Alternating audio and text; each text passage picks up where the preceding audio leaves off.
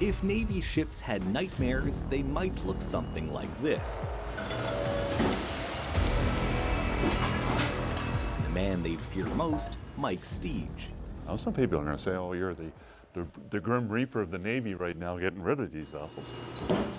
As the guy in charge of Navy ship dismantling in Canada, he pretty much kills ships for a living. Watch your head. His latest victim, the former HMCS Athabaskan. Guts cut up, hull full of holes. Brass, copper, and steel to be melted down and sold. Looks harsh, but once it was worse.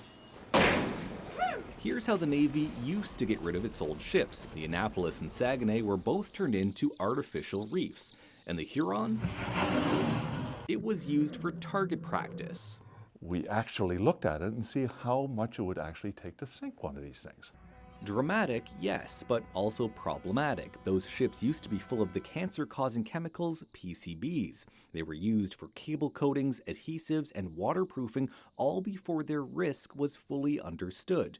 So before sinking or shooting the ships, the government had to strip out the PCBs. If we know we have PCBs and hazardous materials on board, we do not transborder them. We keep them in Canada.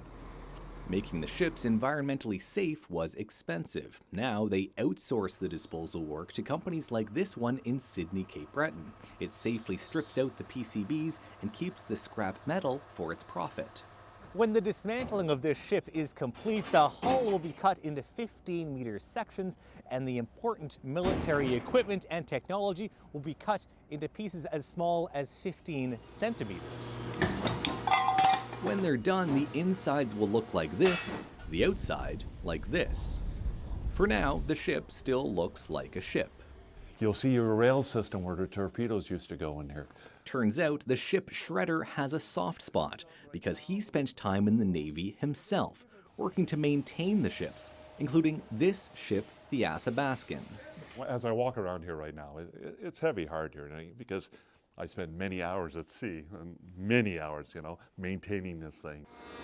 Now he's working to create jobs, save money, and protect the environment. But he knows an overhaul is coming in the way Canada gets rid of its ships.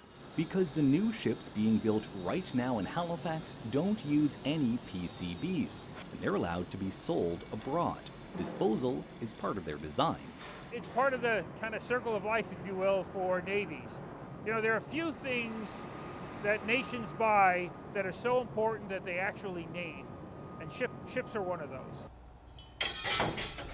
As we go forward into future dismantling and how we get rid of our fleets after that, we should be able to now, on behalf of Canada, actually make money back and actually sell some of these ships now. When future vessels have finished their time in Canada, they could be sold internationally, sent to the auction block, but saved from the chopping block. Brett Ruskin, CBC News, Sydney, Nova Scotia.